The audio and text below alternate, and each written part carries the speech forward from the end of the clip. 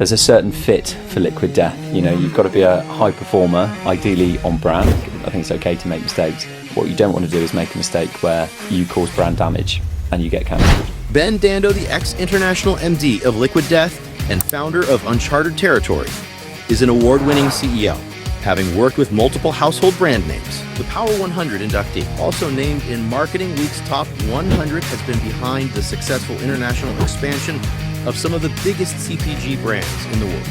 Liquid Death's become like a cultural movement. Do they ever fear becoming victims of their own success? There is almost now like an onus on Liquid Death to be ahead of the curve, setting trends, not following them. It's quite hard to keep up with that pace. With Liquid Death, every year we come back together and we have the death party, and it's a pretty wild party. I won't go to the ins and outs of that.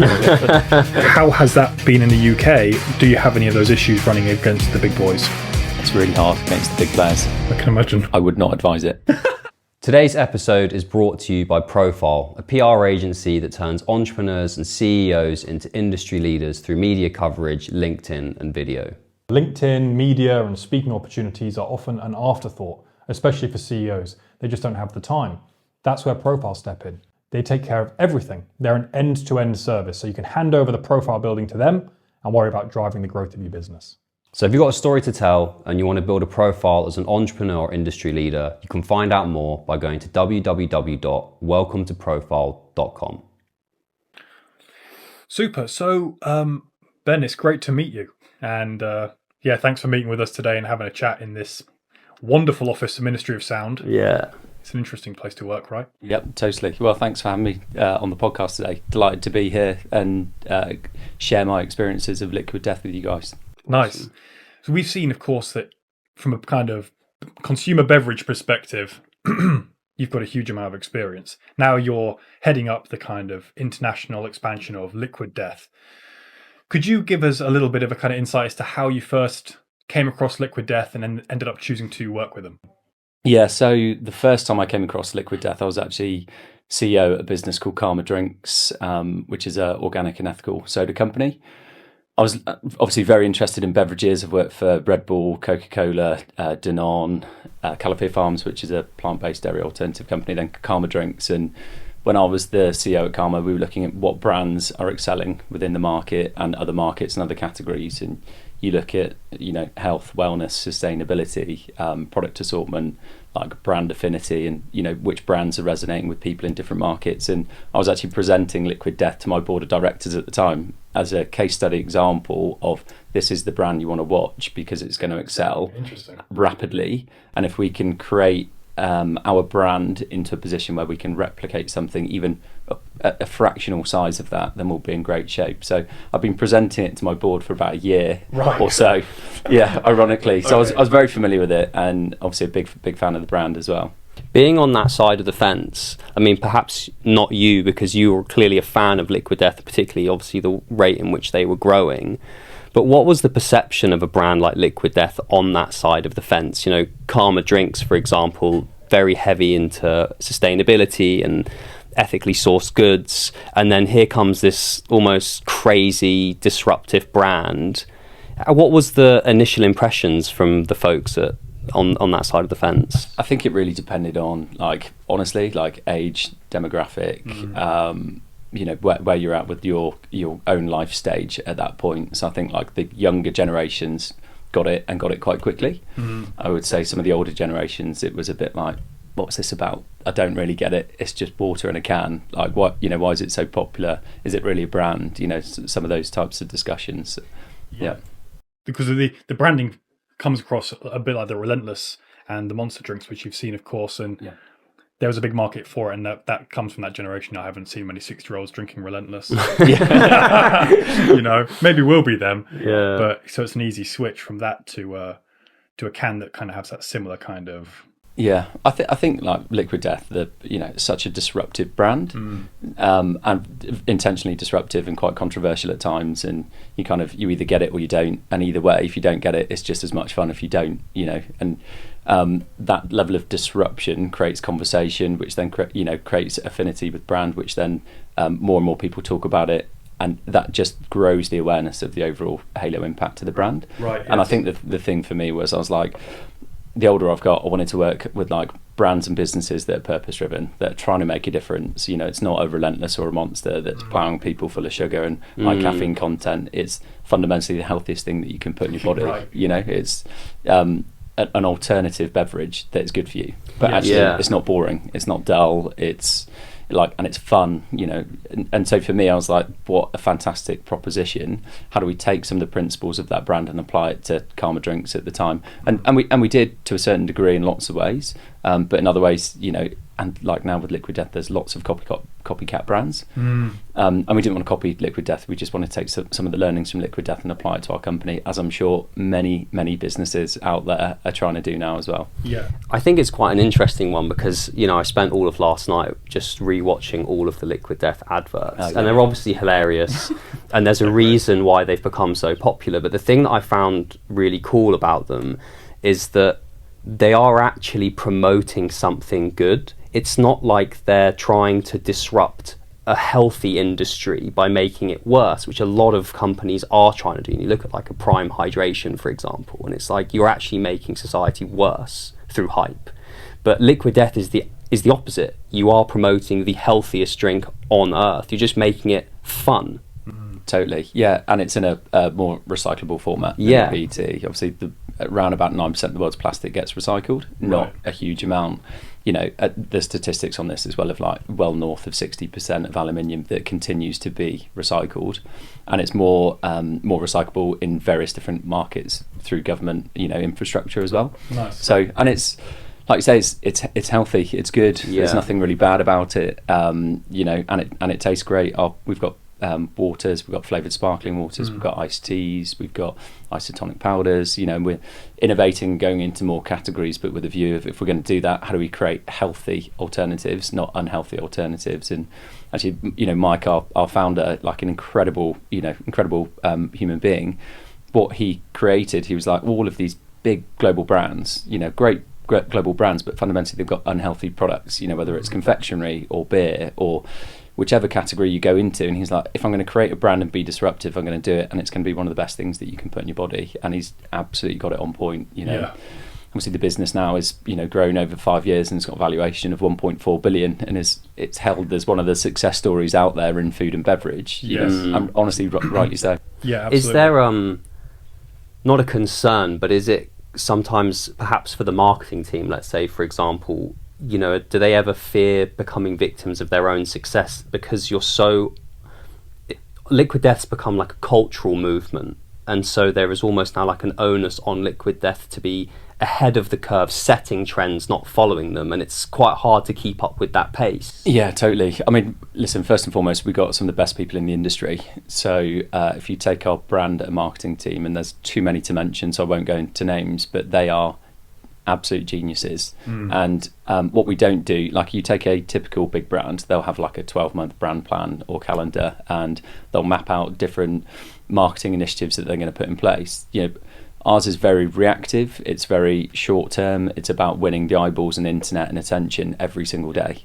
It's not about trying to plan for something in, you know, December when you're in January. It's about actually what's relevant, what's interesting, what's going to be funny, comical, and how do we create content that's going to disrupt people right now. Yes. Rather than trying to plan too far into the future. And the team behind that, and that's managed out of the US, are honestly absolute creative geniuses. Now, I imagine the hardest part is coming up with new content and new ideas consistently rather than following. Yeah. Which is very difficult, very, very difficult. But the team that does that is honestly, I mean, A, it's inspiring, and B, it is genius level. Can we, while we talk about the team then, and going back to the origin story of how you came across Liquid Death, of course, a company like Liquid Death, which is on the forefront of fun marketing, is a kind of dream job for any kind of out there marketeer. So I'm sure Liquid Death have no trouble necessarily in hiring great talent and building on that team. You were talking about how you were studying the use case and the kind of example of Liquid Death, but could you describe a little bit as to how you actually came to meeting Mike, building that rapport, and ending up kind of working for the company? Yeah, of course. Well, listen, firstly, what I want to say is I think I've got the world's best job. I'm so happy with the job that I'm in. Oh, that's a good and feeling. after being a CEO through a pandemic, which is honestly one of the toughest things I think I've ever done. One of the things I wanted to do was just enjoy work again. So to have the opportunity that Mike gave me to join this company, I'll forever be grateful for, and I think I've got the best job in the world. I honestly couldn't be happier. So I'll start there. Awesome.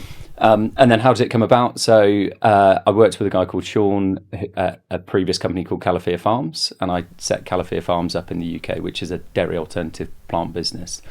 It's now the third biggest dairy alternative company in the UK. Wow. So sort of I started that business before transitioning to like my first chief exec role, because I felt like that was too good an opportunity. So I used to work with Sean at Calafia Farms. So when Sean, and he was the chief commercial officer, he was chatting to Mike, and they were like, right, we want to take this brand internationally. Who should we go and talk to in order to take this brand internationally? And Sean was like, I know a guy. He lives in New Zealand. Just down the road. Yeah, I know a guy, lives in New Zealand. He's worked for quite a few beverage brands, and he's taken multiple beverage brands, like domestically and internationally. So Sean gave me a call, and he's like, hey man, I've got this opportunity. What do you think of it? And I was just like, trying to be cool. Yeah. And what are you up to at this moment in time in New Zealand? I was the chief exec of Karma Drinks at the time. So you're busy? Yeah. I'm busy. Yeah. And it was a turnaround company, and we were trying to lead the business to an exit at that point in time. So not shy of work to do. So Sean phones, and obviously I'm like a fan of Liquid Death already, and I'm like, yeah, Sean, that sounds good. Maybe tell me a little bit more about it. I put the phone down. I'm literally like, yeah, so excited because awesome. I know Sean. He's a great guy. I know the brand. It's a fantastic brand. And then he was like, look, this is the criteria. This is what we're going to need from you. And then I was sat in a tricky dilemma. What I wanted to do was transition almost immediately out of my current role into this fantastic company. But because of trying to lead this company through this turnaround and this exit, I wanted to actually follow through with that final steps within that role that I was doing at the time. So I started consulting. So I put a proposal together for Mike and Sean. Mike, our founder. Then I went and presented to Mike and Sean with this. If I come in as a consultant, this is what I can do. Here's how I'll approach the international strategic direction of the company. Here's the support that I'll need, and here's my fees, and et cetera, et cetera. And I was very fortunate that Mike and Sean turned around and went, "Yep, let's give this guy a shot." So I started consulting, which I'd say probably almost full time, whilst being a CEO of Karma, almost full time. So I was pretty knackered, but it was too good an opportunity to say no to. And I knew that if we, with Karma, went through this exit process, I was going to lose my job. So it gave me the opportunity to transition into a new company quite quickly post that exit as well. And when you talk about consultative work that you're doing on the international expansion and the plan you put forward to them, is that on an individual basis, or are you in tandem kind of put together a dream team of your own to help you deploy that? So it was just me at the time. Okay. So I think I originally presented to Mike, I want to say September, October 2022. And then within that month, I was employed as a consultant for them. And then by March 2023, we'd launched internationally. And it was, there's a team in the US, but I was the only consultant working on the international expansion at the time. And that involved everything. That was, business strategy, insights, which markets would we go into, product assortment. It was how are we going to build a team, how are we going to finance it, what's, going through various sign-off processes with our executive team and our board of directors. I mean, there was so much work that went into it, but I was loving it as well, because it's kind of what I do, and I really enjoy it, and I get a really good kick from it. But knowing that as we launched, I then started needing to recruit a team to manage the amount of business that was coming through as well. And I'm delighted to say I think I've got, honestly, the world's best team as well. I've got a fantastic group of people that I work with in the US, but I've got an unbelievably fantastic team within the UK and international setup as well. Okay, nice. And are they similar to you in that they work remote flexibly and you meet from time to time? Yeah, so we all obviously live in slightly different places. We've got a guy that lives in Portugal, but comes across to the UK and across multiple European markets fairly frequently. A lot of the team are actually based in London in the UK. But we were super flexible with how we work. So and that's just part of the mantra of my leadership style. I think you get more from people if you can be a bit more flexible. Yes. So we come into the office when we need to, and if people want to work at home or if they want to work abroad, they can do that as well, providing we're delivering on what we need to and executing the plan. Not an issue. I think it gets a bit trickier when you're not delivering what you say you would, but I've got like a high trust, high autonomy and like a high performing team, which then means that you can give people more flexibility to do their role. And honestly, they are incredible. Nice. And so is for Liquid Death, obviously based in the US, it's where all of the success has come from, resulting in this new $1.4 billion valuation. The UK, was that cherry picked as this is the next market for us? And if so, why was it the UK?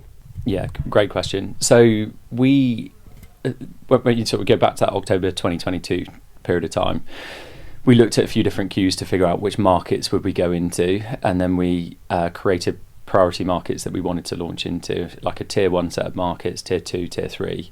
Now, we looked at a few different things. We looked at the partnerships that we had. So we were performing really well on Amazon. We had a really strong partnership with Live Nation. Subsequently, we've had good partnerships with like Formula One. We were the title sponsor of the Metallica World Tour as well. So you're looking at these different partnerships and you're going, okay, which markets do these partnerships are they relevant in? You then go. We're having social cues coming through. Social media through TikTok and Instagram, and we're the third most followed soft drink beverage brand globally now. And those statistics just keep rising and rising at rapid rates. And so we looked at the level of interactions from other markets coming through social media, and that gave us an indication of where was our fan base already. We then looked at website traffic, and around about 10% of our website traffic was coming outside of North America. So we then looked at within that 10%, which markets were they coming from?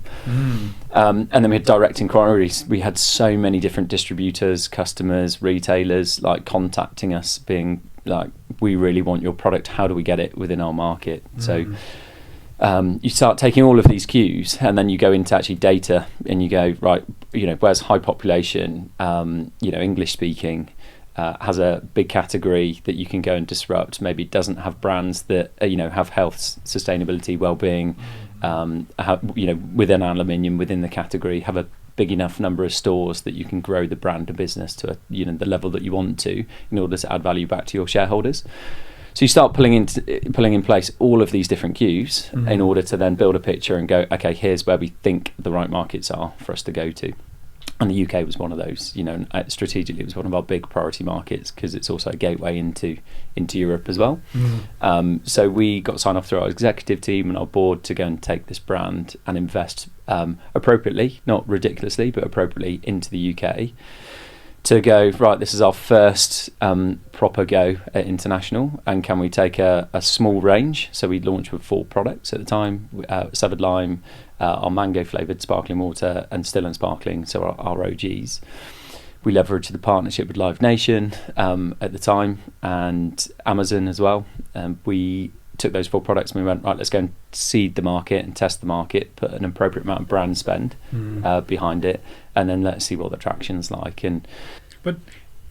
So when you say appropriate amount of brand spend, to a naive young gent like me, I'm like, well, Liquid Death's already basically ginormous. You've got huge, deep pockets full of cash because, it's that kind of state at the moment. Success has been found.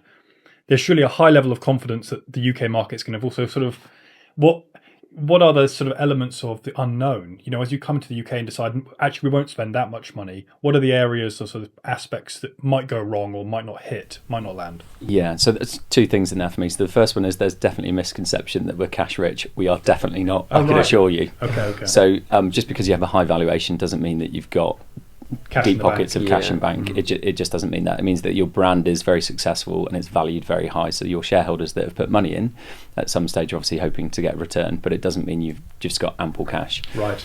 So one of our biggest tools that we have is honestly the can. It's the most powerful thing because people look at it and they're like, it's a beer, no, it's an energy drink, and then they read it and like, holy shit, it's just water, and that kind of, then they laugh and they find it funny, and then it feels like they're drinking a beer. There's obviously younger generations that are drinking less these days, and anyway, so we don't have deep pockets. I would love it if we did. Right, So that's right. why I say appropriate spend, because when you're building out the business case with investors, shareholders, your executive team, you're pulling together a budget to say, hey, look, this is how much I think we can deliver in terms of revenue and growth, but here's how much we'll need to spend against the different lines within the P&L. So whether that's trade spend and customers, whether it's brand execution, whether it's driving awareness activities, if it's people, and you need to bankroll that in some way, shape or form. So Right, I see. Yeah. So it's a case of the brand spend includes all of the costs of the associated kind of expansion, because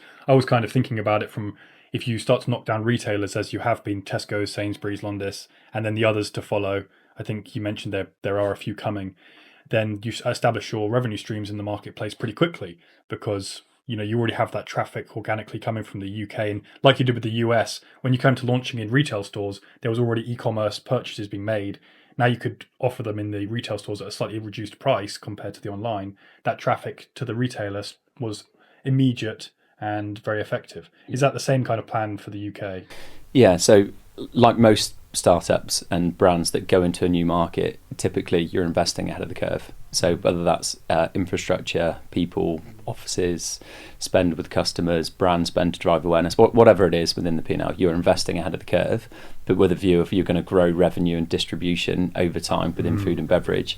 So your spend typically is quite high to start off with, Right. but as a percentage over time, it starts dropping as your revenue starts to increase as well. So you have a lot of assumptions. You build a model, you build a business case, and you say, hey, this is what I think we can deliver, and these are the time frames and the milestones that we'll look to achieve within that period of time. Yes. So I think originally the plan that I wrote, I said, hey, we'll land in Co-op and Tesco by this certain period of time, and we'll leverage Live Nation, and we'll go to all of these festivals, and we'll land X number of on-premise accounts, and you build assumptions into the plan.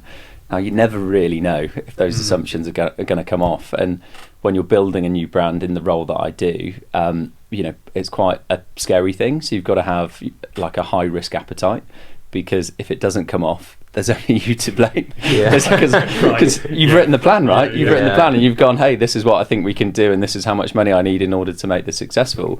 Which then means if it's not coming off, who's in the firing line? It's only you, right? Sure. In reality. Yeah. So, but I'm super pleased to say that we created that plan, and we landed in Tesco, we landed in Co-op. We've gone into WH Smith, Ocado, Sainsbury's. We've had trials and we've gone to successful listings.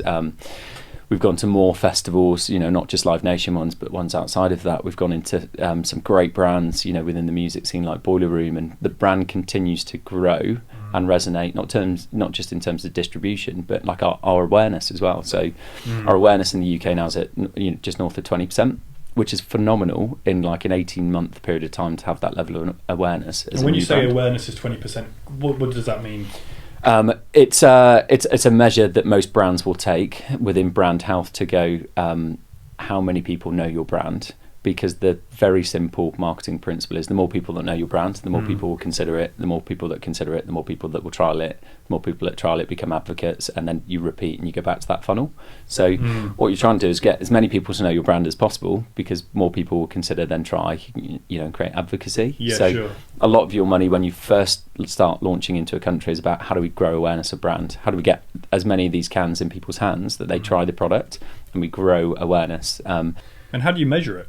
Yeah, how do we, there's agencies, lots of different agencies that can do that for you. A lot of it's done through surveys and polls with people that complete information for you through various questions that you create as well. So and we've got a fantastic insight team that do that for us as well. But it's an important metric to measure for us, for sure. Yeah, this is such an interesting because that market insight and that brand awareness, it's obviously crucial for your guys' building blocks and your plans.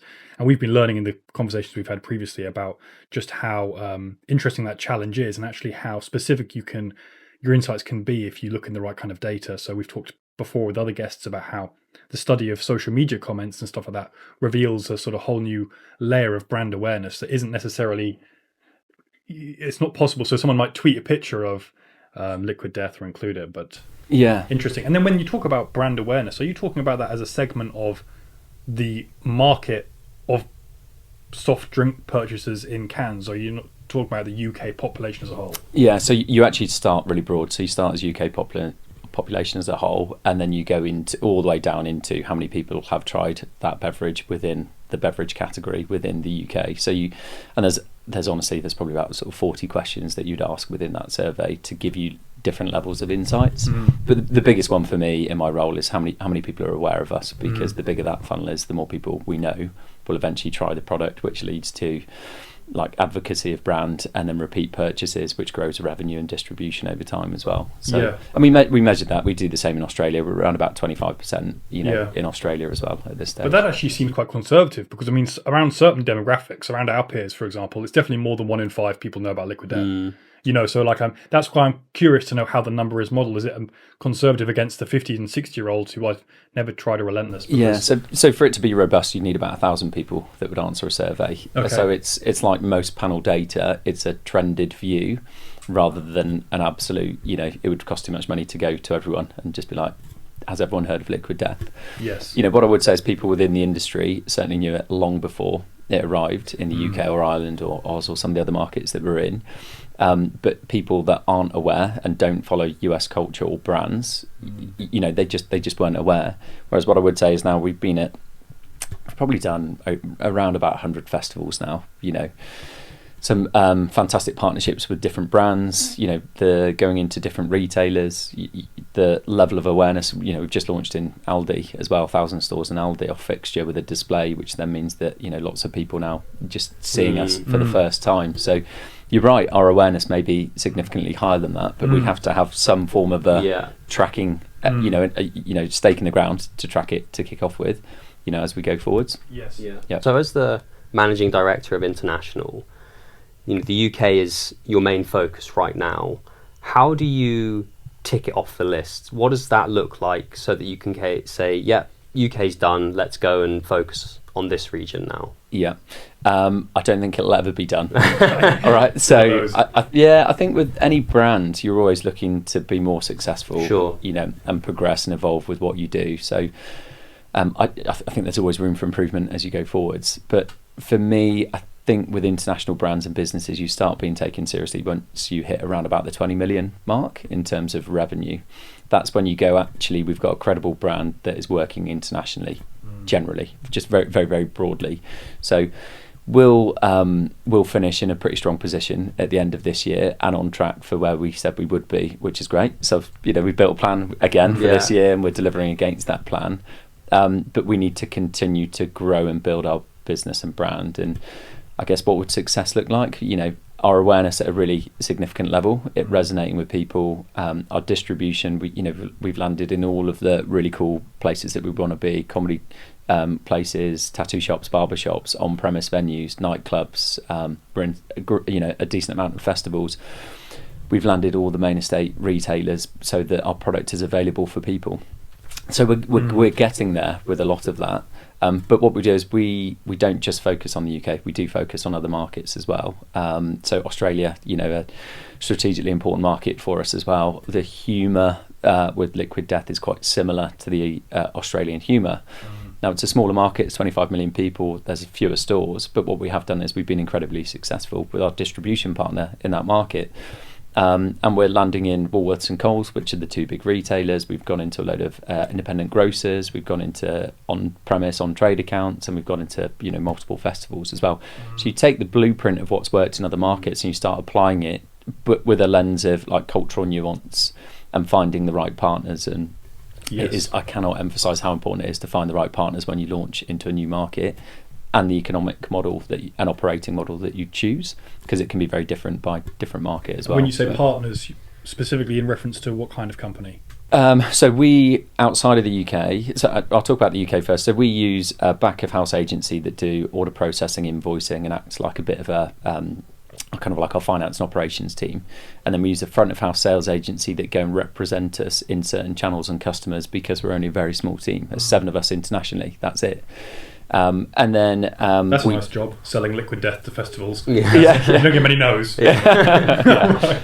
And then we've got a team that deal with some customers directly, and our team is we're split between like brand ops, commercial, lifestyle marketing, etc. So we've got various people that do different roles for us. Now, you take Australia as an example. Actually, it's very expensive to go and put another team of 7 into a brand new market and replicate and repeat very similar things that we've done here. So that model, we actually chose to work with a distribution partner called Soulfresh, who've done an absolutely phenomenal job for us. Like they're great people to work with. They've got their own brands. They also distribute other people's brands, and in a very short period of time, we launched in January this year, and we've landed pretty much all of the major customers that we wanted to in a very short period of time. Wow. And that's through the work that they've done. And that's where they effectively buy our product for us, and then they sell it into those end customers. So they're responsible for the logistics and customer management. They're also responsible for brand execution within customers. They brought on someone to do lifestyle marketing within their company, which is about cans in hands at the right events, individuals, influencers, so that you're driving awareness of brand. They work with local PR agencies that then take the content that we create out of the US, and then they seed that into different digital and print publications. So again, it grows awareness of brand. But finding the right partner that's prepared to work across all of those things, and it's still a commercial proposition, and it's going to work in store, it's so important. And I'm delighted to say we've got one of the best partners there. They've done a brilliant job for us. Great. When we talk about partners, I know in the US, Liquid Death have a relatively unorthodox way of doing marketing, right? Where I think I heard Mike talk about how you'll use typical marketing agencies to some degree, but Liquid Death plays on comedy as their vertical in the entertainment space, right? And totally. So in the US, as I understand it, Liquid Death will actually work with sitcom writers and real funny people who have no interest necessarily day to day in doing commercial marketing, but lend a hand into contributing towards your marketing campaigns.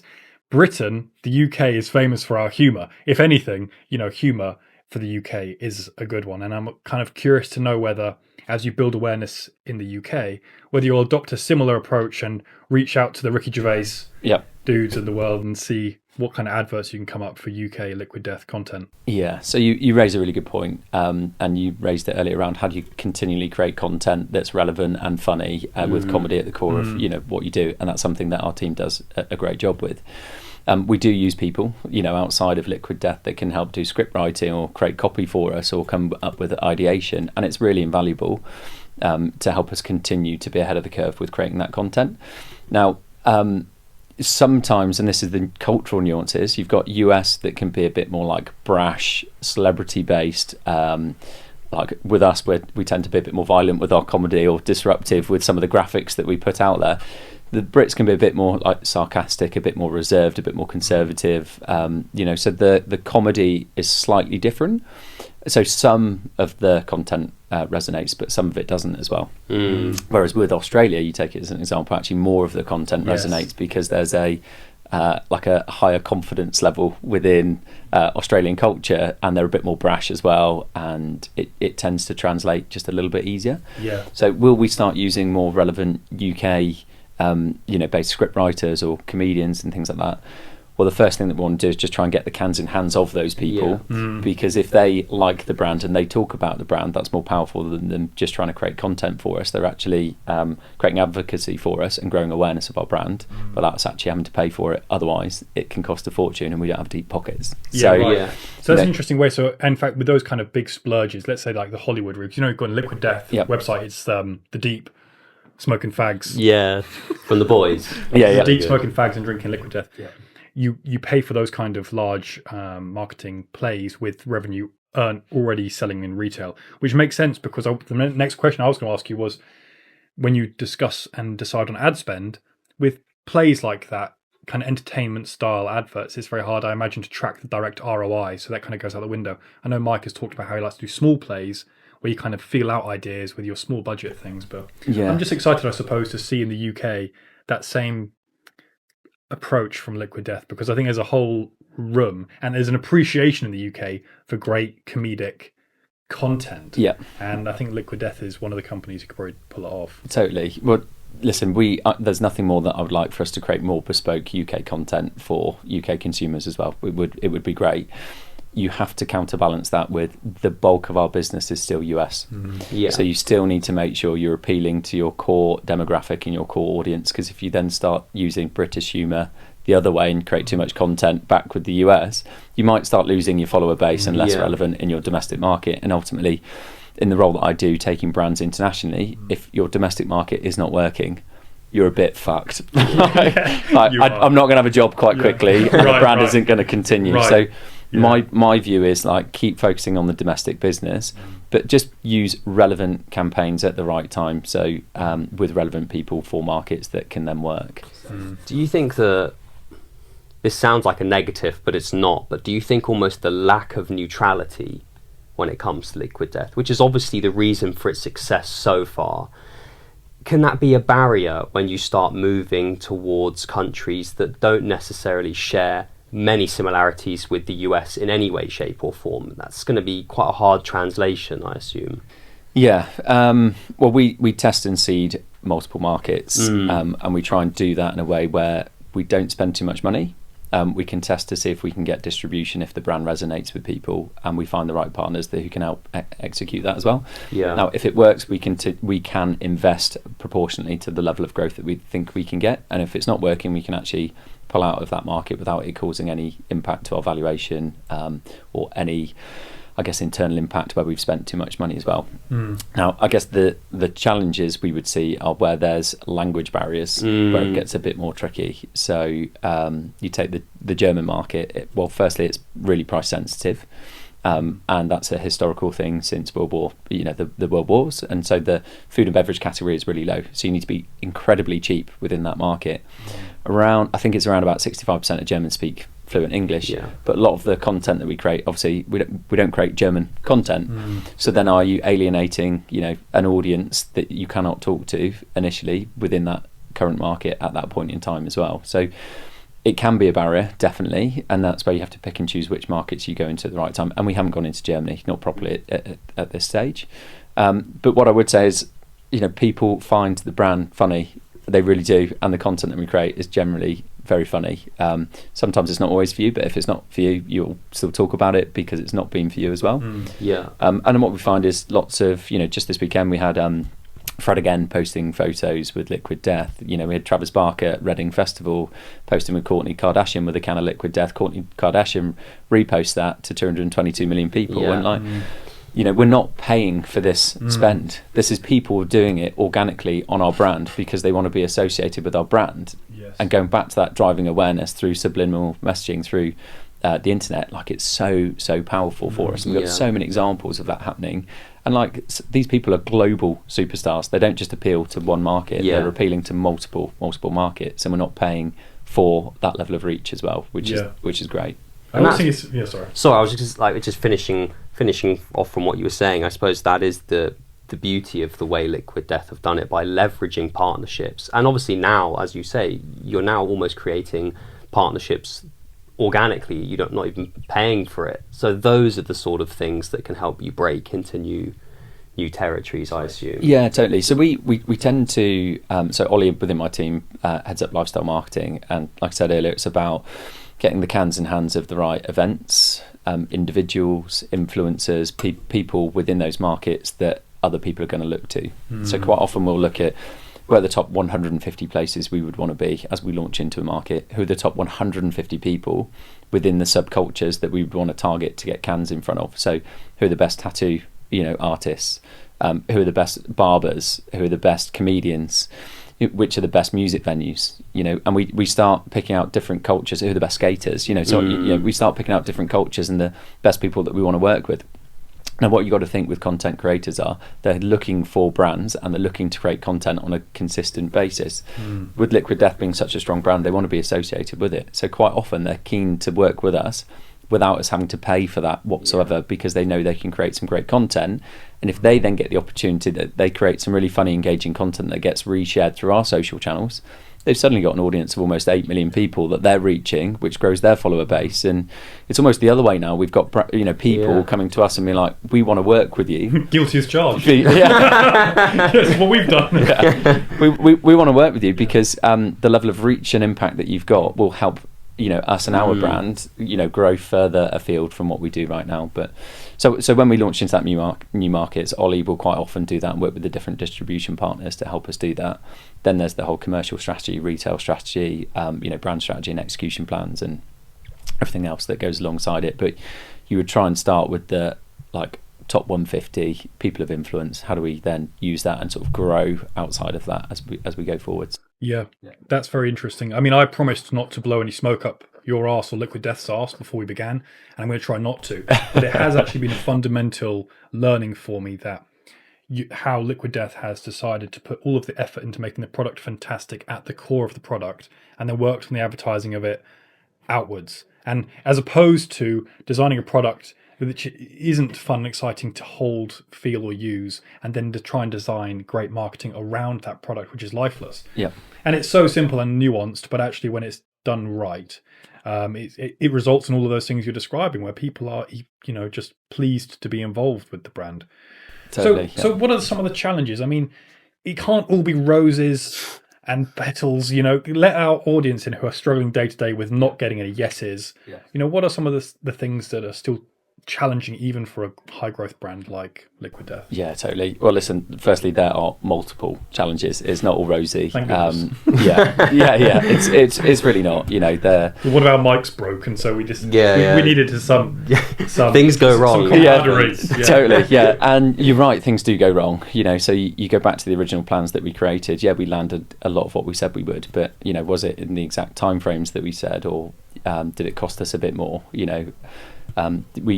We didn't have enough product produced at one point, so we couldn't supply the demand. We then had too much product that we produced, because we went from sort of famine to feast, and that there's a cost associated with that because you produce too much and you've got products sat on shelves that you're paying for in warehouses with it not being sold. So there's a cash implication to that as well. You go into a new market and great, it's worked over there, but this is over here. I don't care what's worked over there.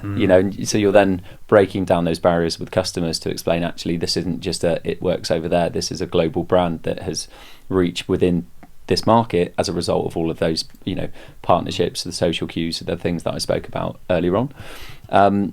The other thing is resource constraints. We're a very small team and still a very small business in the grand scheme of things. There's around about 200 employees, but we've only got 7 that work on the international business. If you then look at all of the multiple markets that we work within, the team is spread pretty thin. Right. So you're then trying to prioritise the work that you do when you've got demand coming through from everywhere, and everybody wants everything at the same level. 5 minutes yesterday. So you have to be quite strategic with where you choose to spend your time. Otherwise, there's risk of burnout for employees. There's risk of spending more money than you thought you would. Overproducing or underproducing. There's risk of getting cancelled if you create some content that really offends the cultural nuance within that particular market. So there are lots of things that can go wrong. And do go wrong, Yes. and as long as you learn from those and then you adapt and adjust with what you're doing in order to correct it as you go forwards, I think it's okay. I think it's okay to make mistakes. What you don't want to do is make a mistake where you cause brand damage and you get cancelled. Especially these days, it's so easy, and there's some good examples with recent brands that have done that and caused themselves lots of issues. So that's the one biggest fear is don't do anything you're going to get your brand cancelled. Yeah. But if it's like an operational challenge or a brand execution challenge or a resource, you can solve all of those things, and you just learn as you go and you adapt as you go as well. Out of interest, then looking at other brands outside of the Liquid Death journey, and just kind of maybe from a personal perspective,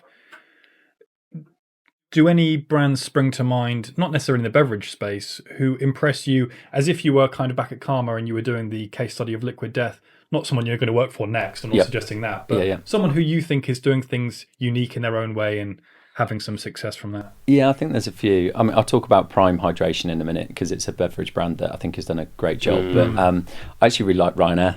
Yeah, great. Their marketing is hilarious. He's a boss. Do you know what I mean? I really like Ryanair and the content that they put out. I think is hilarious. It's like the eyes on the plane and someone, mouth chatting away, and it's quite relevant content and it's quite funny. They take the piss out themselves, and it's, for me, I like that. And I think they're doing a really good job with it. So like kudos to their brand and marketing team and the team that put content out there as well. Yes. I really, really like it. But it's knowing what you are, right? I mean, if Ryanair tried to create adverts saying that they were a luxury airliner, it would just fall flat and people would see through it immediately. So you have to just turn into the skid and be self-aware. People like self-awareness. Yeah, totally. And I just think they've absolutely got it on point with what they're doing with their content at this point in time. So I love it for that exact reason. And then you take Prime Hydration. So that really has been a global success story with beverages as well. You know, you've got KSI and Logan Paul, so the power of influence with younger generations. Like my kids were like, Dad, bring us back Prime. I'm like, what about Liquid Death? They're like, no. I want Prime, Dad. Right, yeah. You know, so it really did have a global phenomenon and a global success where they grew so rapidly in multiple markets. I think they did like 250 million in year one. Wow. It's just phenomenal. I mean, you know, having a resale market for drinks is crazy. The bottles. there was like a black market for buying like multicoloured bottles at like £16 Even a bottle. now, if I go into you know. like random corner shops, they'll still have some Primes on sale for £10. Yeah. And I'm like, you've missed it now. You've missed the boat. But Yeah, totally. Yeah, and like you know, Prime has started to drop now. You know, so it's not as, you know, it's at a more affordable price point. They've actually created enough product that they can service the demand. Actually, that demand scarcity, I think, increased the price and created more demand. Yeah. And they did some things that just worked incredibly well. So I'd say that as a beverage brand out there, outside of Liquid Death, I think they're another one that's been incredibly successful. But, you know, personal preference, you know, does it look great? Does it, you know, is it in a PET and does it taste great? You know, it doesn't do much for me. But it wasn't targeted, you know, at you know, an older male. It was targeted at younger teens, you know, with parents that are happy to go out and spend 20 quid on a bottle. Thanks very much for that, you know. And they did a great job. So a bit like the younger generation for you guys with the bars and the music events, where somebody who's not drinking wants to look like they're kind of having a good time anyway. Yeah. Prime seemed to go just that rung below to the school kid on the playground. Totally. Who doesn't want to look silly with a bottle of plain water. Yeah, and all our mates are talking about it, and they will take their Prime bottle into school. And like my kid, I've got an 8-year-old son, and he did exactly that as well. And actually, you know, we live in New Zealand, and my son, Prime hadn't launched into New Zealand at that point, and he knew I was coming back to the UK, and he's like, Dad, please bring me back some Prime. So I was bringing back suitcases full of Prime for him and his mates. You know, it was mad, absolutely crackers. And now, you know, he's not that fussed. They're not that bothered. They've moved on to the next trend and the next fad, which is why you've seen that decline within Prime and the pricing starting to level out and things like that as well. But I just think it's a really good example of power of influence within brand, using celebrity endorsement with Logan Paul and KSI, and then the content that they create and demand scarcity. And you know, I think they did a phenomenal job as well. Do you get much customer sentiment from the no and low alcoholic market? Because I can just imagine being in a bar or a pub with your friends, and if you're the one driving and you're not having a drink, the ability to, you know, crack open a Liquid Death as opposed to a little bottle of Harrogate would be immense. Yeah. So do you get that feedback a lot? We do. It's for the non-drinkers or the people that decided that they just don't want to drink, the more health conscious or whatever's gone on in their life. There's nothing worse is there than a Harrogate bottle. It's so depressing. On a night always out. Harrogate? Yeah. Why is it always Harrogate? Well, bottled PET water is just so cheap, isn't it? Yeah. So we cannot compete on price. That's the tricky bit for us as a brand with those, because it's just so cheap. But the cost of goods and the cost of production is just so cheap. So quite often water has been a commoditized product within various different environments, whether that's retail, whether that's on premise, whether it's festivals. And quite often bar operators will be like, I just want the cheapest water that I can get, because it's a need. I need to fulfill that need, but I'm not worried about the branded proposition. Whereas I think younger generations coming through now are like, actually, I want to drink a beverage that's good for me.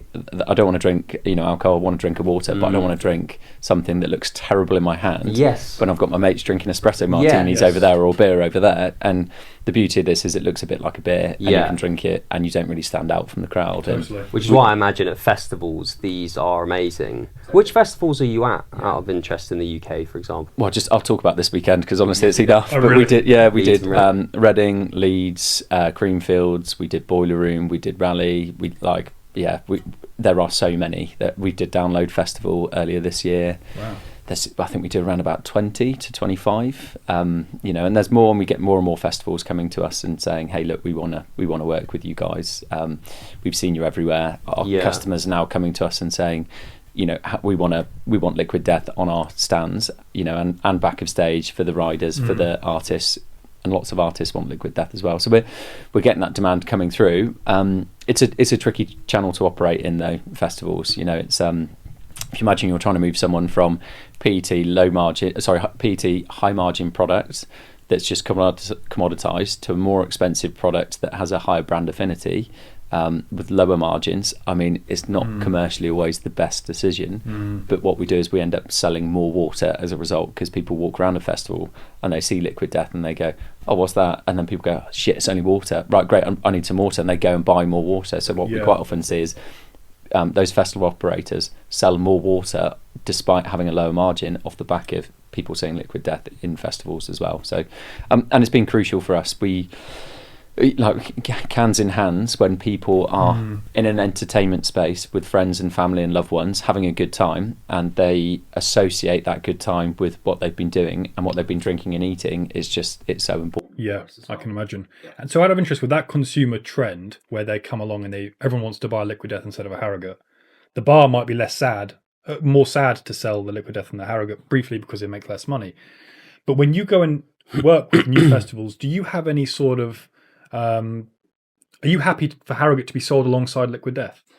Yeah, I mean, listen, we would never dictate to any other company what they should or shouldn't do, and ultimately we just try and focus on us and what we can offer and the value proposition that we can offer.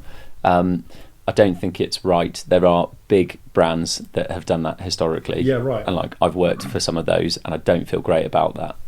So I wouldn't stipulate to my team that we should go and be like, let's really say you cannot work with these particular brands because of X, Y, and Z. What we do try and do is we try and encourage that we are like the brand that they want to use rather than having multiple brands, because it just makes more sense commercially for us probably than those types of festivals. Yeah. But we're not in the game of just trying to sideswipe people out of business and things like that. Yeah. I think there's too many big players that do that in the market, and we're not one of those. Yeah, as I've understood it on the distribution side, that can be a bit of a kind of Wild West landscape. I know in the US, Coca-Cola, of course, they own their distribution, and so getting alongside them in retail stores is quite challenging. Unlike in alcohol and beverages and music sites where they're kind of independent deciders of their own inventory. How has that been in the UK? Do you have any of those issues running against the big boys? Yeah, I mean, any beverage brand out there that's a new startup that's competing with Pepsi, Coca-Cola, Red Bull, Monster and these brands, it's really hard. What I would say is any founders out there thinking about creating a beverage brand, just think about it very carefully before you go to it. All right, It's not easy. They really do have deep pockets. They've got multiple distribution points that they can get to. They've got high pull with customers because the category that they operate in is still very, very popular. So they've got a really high level of power and influence. They have category teams that go into retailers and customers that in theory suggest category propositions, but they're also employed by the brand as well. So it's very hard to compete with them. It's not easy, but that's part of the nature of game with beverages. If you're going to get into it, you've got to go and compete with the big players, which then means you need a unique proposition that is different to what they're already offering. Trying to create a cola product and taking on Coca-Cola, probably not the easiest. Trying to create an energy drink that is going to take Red Bull on, probably not the easiest. But you take water, quite a dull, boring PET based category that hasn't been disruptive. Suddenly you've got a disruptive brand that's going into there. Everybody needs to drink water. People don't drink enough water generally. So you're fulfilling a customer need, but you're creating a different value proposition with a great brand. That is a unique position to go and talk to a customer about. So you've created something that's differentiated enough that can you can generate that demand and that customer demand as well. So you've got to be pretty smart with what you do, because it's really hard against the big players. Right. Yep. I can imagine. I would not advise it. Have you noticed any of your competitors, whether it's purely just people that sell water or whether it's, the larger brands, who are now sort of replicating or trying to replicate some of the Liquid Death success? Yeah, there's honestly multiple. There's multiple copycats. And listen, we weren't the first canned water brand either, but we've got lots of brands that are coming out with, death-based themes and trying to be a bit more edgy and a bit more rocky and a bit more metal. And there are, honestly, multiple brands that are coming out as copycats to try and do that. We've got brands in the UK, in Australia, and wherever you look, people are doing it. Good on them. It's quite a form of compliment for us that people are now replicating what we do or trying to create disruptive content within brand, because they're seeing us as a success, and we have been successful. We're not worried about those brands. Like you can spend too long as a brand focusing on what everyone else is doing. The only thing we can do is be in control of our own destiny. So we focus a lot on what are we going to do, how are we going to be better, how do we improve across all parts of our organisation, rather than worrying about a new niche brand that started up that's 5 times cheaper, that's a similar proposition, because they just won't ever be as successful. So there's no point in spending too much time worrying about it either. But there's loads, and good on them. Wish them all the best as well. Yeah. Is it too soon to know if the festivals at the weekend were a success, out of interest, or is I know still trickling through? Every festival for us is a success, because often it's new people, especially at this point in time, is the first time they've interacted with Liquid Death. Right. So it's not always about if you've sold more, it's about has there been a new interaction with our brand. So always successful. What I would say is if you're at Creamfields or Leeds at the weekend, I think the weather was pretty horrific. Right. And rained out quite a lot. So I'd imagine from a sales perspective, we probably sold less.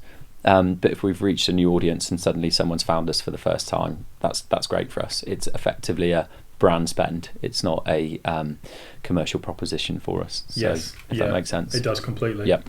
I still remember back in the days. Do you remember when the Red Bull cars first started coming along? We used to, because obviously we're Henley boys, we had the Henley Regatta, we used to get treated to that every year. The mounted Red Bull car. The mounted Red Bull Mini Cooper. Yeah. That weird-looking car in the first place. Yeah. Normally accompanied by good-looking customer agents who would sometimes give you a free one. Yeah. And you'd be like, whoa. So do you know what we do? You please tell me. Yeah, we bought a hearse. So we bought a hearse and we wrapped it pink and put blood all over it, and with Liquid Death. And really? Yeah. That is true. So we don't have the Red Bull can. We've got the Liquid Death hearse. And is that in London, or is that in the? We take it to different events and festivals and things like that. So actually, currently it's broken down because it's an old hearse. But we'll get it back on the road, and it's pretty disruptive. There's nothing like a bright pink hearse with blood splatters driving past you to catch your attention. Yeah, maybe 20 of them. That would make it more. Well, start with one. Around. Yeah, cruising around in a convoy. Yeah, we would happily use one of those for our equipment van. Yeah, for our podcast. It might protect our microphones. But yeah, love that. Cool. Okay, so time is escaping me. You're exactly 1 hour. Let me just pause there and ask quickly if there's anything that we haven't touched on. One thing I'm curious about. Don't have to be on camera. Are you hiring? Do you want more talent? Is that something you're interested in? Yeah, always looking for the best people. Okay. I think we've got the best people in the team that we've got at this point in time. But you're always looking for new talent within multiple different functions within a business. Mm-hmm. Quite often we get approached. Quite often I get approached by lots of recruiters, offering up talented people. I actually tend not to go too wide. I go to people that I trust and have brought me good people before. And actually, a few of the team that have joined us have been as a result of people I've worked with before, or friends of friends who we trust. And there's a certain fit for Liquid Death. You've got to be a high performer, ideally on brand. We want smart people, but we want people that we can have fun with as well. Yeah. I think work is taken way too seriously these days. I don't want to be in chinos and a shirt and a jacket. None of us do. We want to be able to swear in the office and not get pulled into HR. That's right. So, and we want to be able to go out and have a beer and not worry about it. And So we've got this really nice balance between high performance and good fun and creating a really good culture within our total business, and that applies in the US as well. Every year we come back together and we have the death party, and it's a pretty wild party. So I won't go to the ins and outs of that for the best reason, but we're attracting good talent already, but trying to find people that fit, we look for, a certain type of... Brand is so key for Liquid Death, right? So you can't just bring in a load of squares and suits and extrapolate the process. It has to be something very unique. Yeah. I mean, you look at Mike, our founder, he's like double sleeve tattoos. Like a lot of us have got, tattoos, and we're not afraid to be ourselves within that environment. And the fact that we don't approach it the same way as the bigger corporates is actually a part of the reason why we're so successful as well. So it is. I mean, dare I say, we're too young and short in the tooth to know yet what the magic ingredients are. But there is a certain je ne sais quoi when the founder and the leading team are real consumers of their own product. Yeah. And you and Mike are just that kind of, I'm sure you go to gigs from time to time. Totally. And when you're there, if you're not drinking, there you are having proudly a Liquid Death, a product you work on and you sell. And if any founder is listening, if you're building a product that you wouldn't yourself purchase or buy for some reason, because Domino's Pizza CEO isn't eating Domino's Pizza. Yeah. And that bugs me a little bit. Yeah. That's why I don't eat Domino's. Yeah. So they had that je ne sais quoi, and it really seems like that's the case. So if things go well for Liquid Death in the UK, you have 200 people already across from the US. How big does the UK team have to grow to? Maybe double, 3 times in size at least? It'll all depend on how successful we are. So generally, founders, people out there, I'd say a head per million. That's the kind of the rule of thumb that I would normally work on. Sometimes you have to invest slightly ahead of the curve. Sometimes actually you can invest slightly behind the curve as well. Yeah. There's certain parts of your P&L that are quite expensive. Your trade spend, your brand spend, your operating expenses, headcount. There's certain parts of your P&L that are quite expensive. So you're trying to control that as you grow a brand and business. Otherwise, you can spend a lot of money and not deliver a lot as well. So I'm not looking to expand the team so rapidly that suddenly we've got 40 employees in the international team. I don't want to just collect people because I've got an ego and that's I want to have a big team and stuff like that. Actually, I want great people who are fun to work with, that are a high performing team that work really well. And like when I worked at Coke, I had a team of 83 people. I would pick 7 all day, every day. Really? I would pick 7 all day, every day. Yeah, for sure. And that's nothing on the 83 people at all. All great people, but there is less complexity, and you can make decisions quicker, and you can build a culture that works really nicely with a smaller team and a smaller business function. So it's less about the size and what we do. It's more about making sure that we resource appropriately as we grow within those different functions as well. So, and that, listen, we're in our infancy internationally. We've only just launched into other markets this year. We only launched into the UK last year. There's still so much more growth for us to go after, and with growth will come more investment in brand, in people, in infrastructure, organisation, etc. So that will come. I'm just not in a rush to do it too quickly. Right, yeah. Very interesting. I mean, that's clearly why you've, I dare say, been given the job. I mean, you've got all this experience. You've come onto a brand like Liquid Death and you're approaching it hungry, like it's kind of like around the corner is all unknown. I can so easily imagine how someone in a similar position would feel as if the wind is behind them and there's no wrong they can do. And it's not the case. And I appreciate your kind of honest and real version of it. That there's work to be done, challenges to undertake. Totally, yeah. And it's not easy for anyone, no matter kind of what years you may have had in your past as a brand. It can all change. Totally, yeah. But the future for us is really exciting, and like I say, I feel very lucky and privileged that I feel like I've got the best job within the FMCG industry at this point in time. I'm really pleased. I couldn't be happier, and I've worked with some great people, so on a fantastic brand. Yeah. And I don't think there's many people that can turn around and do that and wake up every day that excited. And I feel very fortunate that I'm one of those people. Yeah. How does the international team celebrate successes? Honestly, just together. As long as we're together, it can be having a Liquid Death in the office. It could be going to a festival or a gig.